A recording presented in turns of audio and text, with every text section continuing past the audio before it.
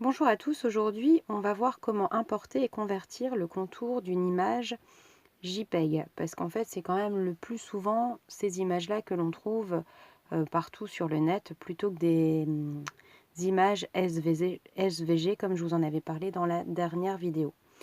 Donc je vais chercher une image, alors souvent je marque ce que je veux chercher et je marque à colorier, comme ça je retrouve des coloriages pour enfants.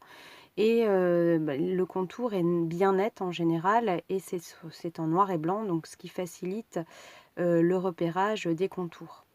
Donc encore une fois, j'étais en train de travailler sur un projet de carte pour le 1er mai. Donc là, j'ai trouvé un brin de muguet et je vais donc enregistrer ce motif qui est en point JPEG.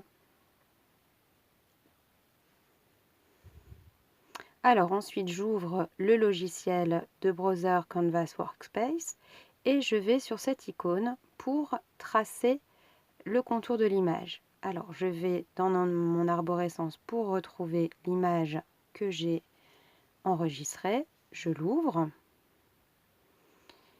et le logiciel va faire exactement tout le contour de la figure. En ce qui concerne l'intérieur d'un motif, je vous l'expliquerai lors d'une autre vidéo.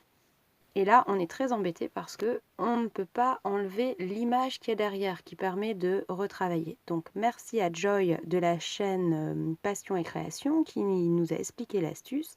Il suffit d'aller dans cet onglet et cliquer le petit verrouillage et l'image qui est derrière peut être supprimée. Voilà, je vais l'enlever. Donc là, c'est une image de découpe, puisque j'ai sélectionné la découpe. Si vous voulez avoir une image qui trace et qui découpe, j'ai fait une vidéo à ce sujet concernant les images SVG et je vous explique ça en détail. Donc n'hésitez pas à aller voir, je vais vous mettre le lien.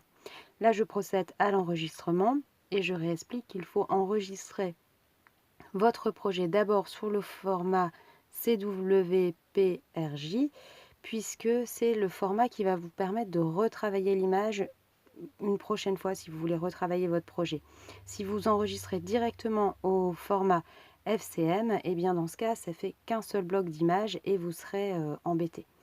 Donc moi j'enregistre bien sûr toujours en deux formats et ensuite j'exporte le projet sur la Scan & Cut. Alors, j'ai découpé 2 fois ce motif pour pouvoir faire un montage. Les petites clochettes, je les ai collées sur la découpe verte. Comme suite, j'ai fait une donnée de traçage et en utilisant le Foil Kill de We Are Memory Keepers, j'ai pu tracer ce motif en doré avec du foil. Et voici la réalisation avec le premier brin de muguet. Voilà, j'espère que cela vous aura été utile et je vous dis au revoir et à bientôt.